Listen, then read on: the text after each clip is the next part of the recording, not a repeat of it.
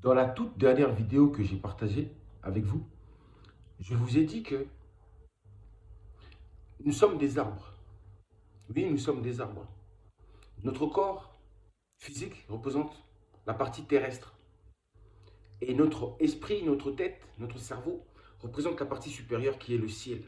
Deux dimensions de nous-mêmes.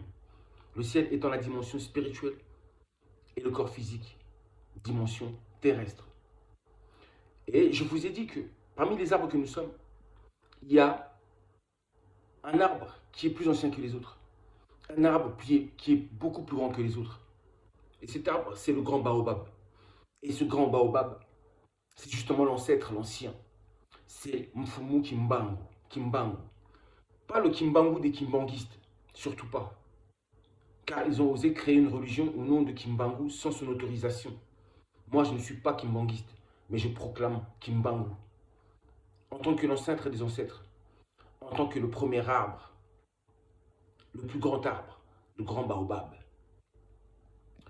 Voilà. Maintenant que je vous ai dit ça, vous devez savoir que cet arbre qui est Kimbangu, en réalité, l'arbre, c'est l'arbre de vie.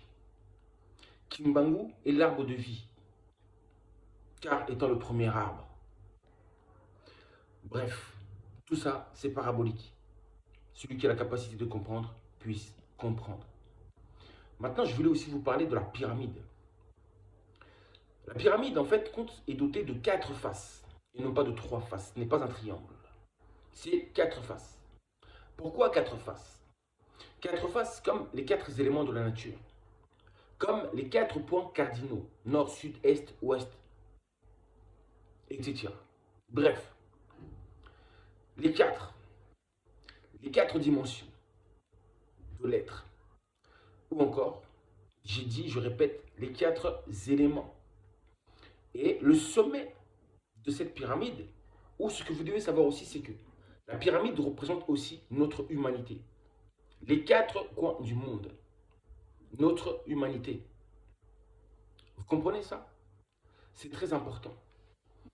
Et tout en haut de cette pyramide, en réalité, se trouve Kimbangu.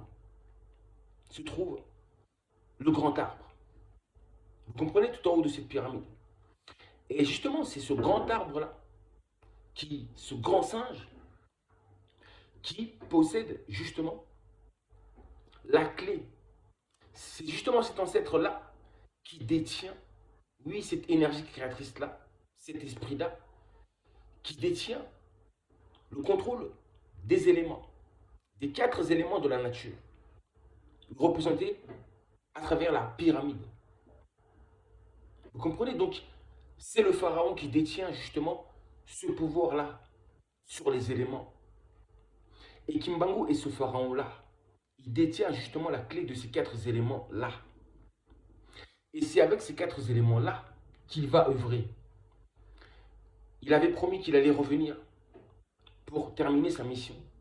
Ça veut dire seconde réincarnation. Et je vous ai dit qu'il est déjà là quelque part parmi nous. Très en colère. Il est là pour terminer son œuvre. Et c'est justement à travers son pouvoir pharaonique des 4 éléments qu'il va œuvrer pour délivrer l'humanité. Beaucoup me parlent du projet HARP, CERN, etc. Ils disent que ces gens-là sont là pour vouloir détruire l'humanité. Je ne suis pas contre vous. Les chemtrails, etc. Je ne suis pas contre vous. Mais sachez que personne n'a la capacité de détruire cette humanité, cette planète. Personne n'en a la capacité. Sinon, ils l'auraient fait depuis longtemps. Ils n'ont pas la capacité. Mais sachez que Mbangula lui-même a la capacité de détruire cette humanité, de détruire son humanité.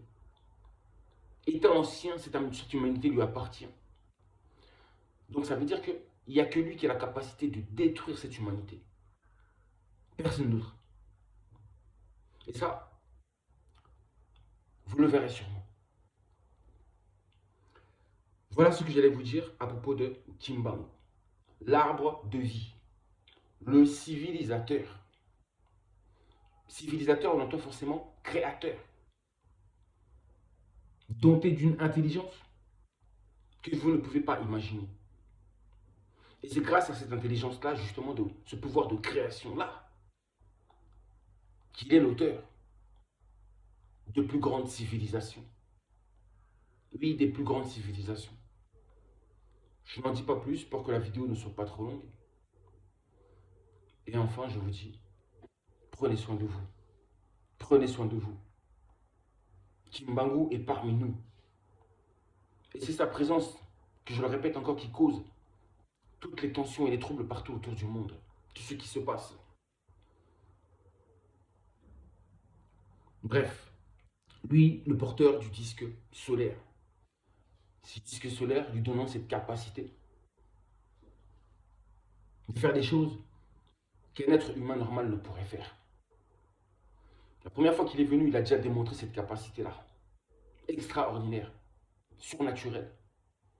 Et il le démontrera encore. Tout recommence par lui. Je vous dis, prenez soin de vous.